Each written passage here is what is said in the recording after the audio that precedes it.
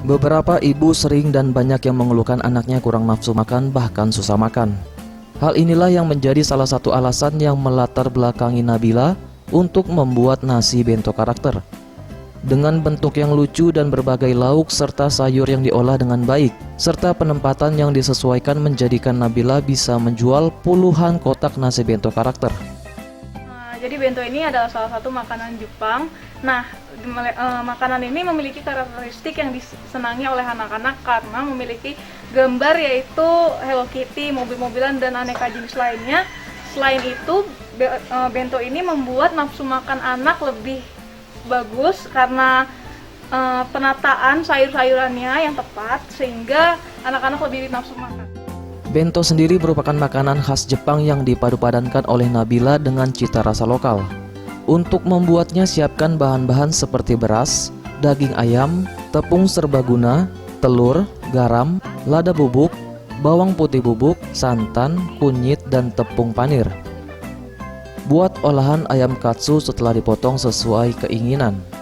Balurkan dengan tepung serbaguna, kemudian celupkan dengan telur yang sudah dikocok dan tepung panir. Dinginkan selama 15 menit di lemari pendingin, kemudian digoreng. Untuk nasinya campurkan beras, kunyit, serai, daun salam, santan, dan garam.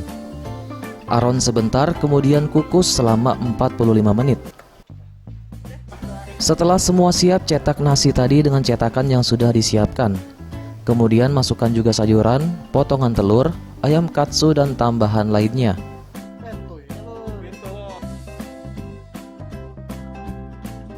Tidak hanya dari kalangan anak-anak, namun kalangan anak muda juga dewasa banyak yang tertarik dengan nasi bento karakter ini.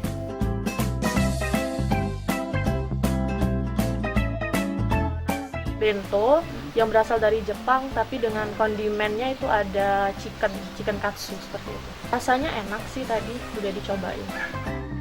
Satu kotak nasi bento karakter ini dijual beragam dari Rp25.000 hingga Rp30.000 dan dijual melalui media sosial. Eza PM, Sriwijaya TV.